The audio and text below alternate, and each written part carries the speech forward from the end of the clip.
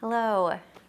So in this lesson, we'll be reviewing seated poses, specifically hero's pose, which can be really great for, again, for the pelvic floor. What are we here for?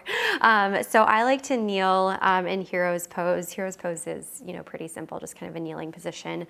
I like to use a block. So I put that between my ankles, maybe my feet, we'll see. And then I bring my knees together. Now this is a great pose in and of itself. Again, we're kind of striving for working toward more internal rotation in our bodies because a lot of the space that our pelvic floor needs some room to kind of release tends to be more on like the posterior side. And when we have this internal rotation, that creates more space between our sits bones and the back side of our body, which is what we want. A lovely tool that I really like to use in order to that I've used to train myself when it comes to breathing into my pelvic floor is a koosh ball. I learned this from Leslie Howard, who's a yoga teacher who specializes in a few things, but one of her areas of focus is pelvic floor yoga. And koosh ball just provides like a very, it's just kind of like the perfect size and texture for kind of being placed below our perineum. But if you don't have a koosh ball, because why would you have a koosh ball? You can roll up a small sock. I have a cat, so sometimes I've grabbed a cat toy if I'm doing this exercise and it's within reach. So all we're gonna do with our koosh ball is I'm gonna reach back and I'm just gonna put that directly under my perineum. You'll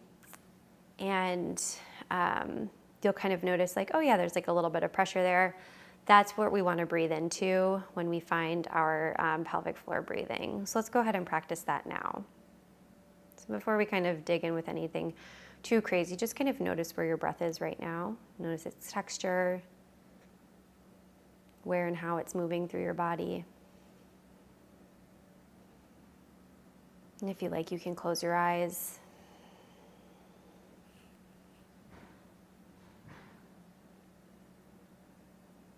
Notice how you feel your body is stacked. Do you need to shift your ribs front, back, side to side? Where are your shoulders? Where's your chin? Where's the crown of your head?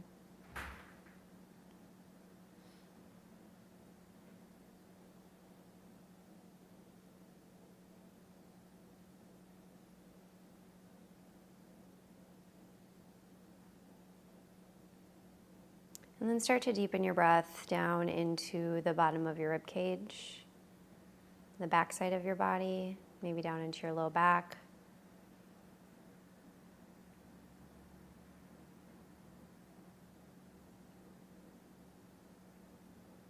And then ultimately down into your pelvic floor. And as you inhale, gently let your pelvic floor kind of release into your koosh ball or your small object there.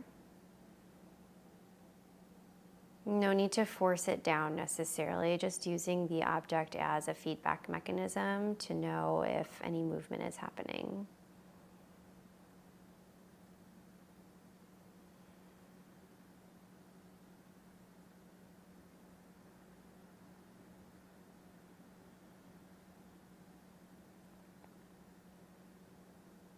And just notice as you do this if there are any shifts or changes in your pelvic floor. You might also notice an opening in your low back.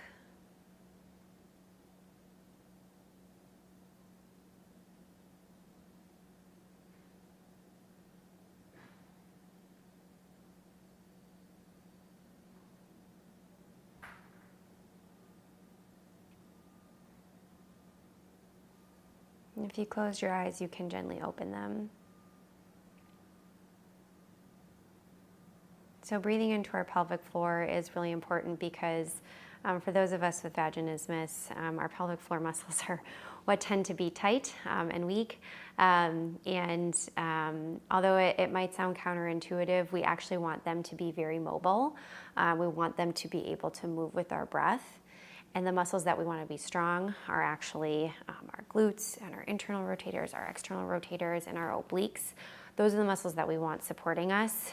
We don't need our pelvic floor muscles supporting us in that way. It's their job to move.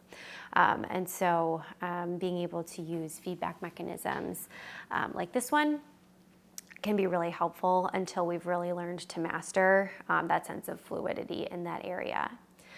Before we leave, one thing that I want to call out is finding seated postures. Again, if you're in a public yoga class or if you are in a studio class or any other class for that matter, I recommend using Hero's Pose for any seated position as long as it feels okay in your knees and ankles.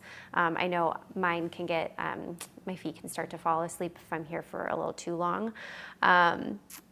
But I like this rather than, finding more of like a crisscross applesauce situation or a lotus situation, just because it does, again, encourage and support more of like an internal rotation.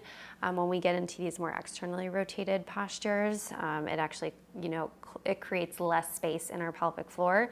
Again, it's not bad. I'm very comfortable here. I've been sitting here, I've been sitting like this for 38 years, so this is an okay space for me to be in. But if you ever feel like your hips are getting tight, or your legs are getting tired, or this position is actually like, again, not supporting your pelvic floor, Hero's Pose is a great option for you.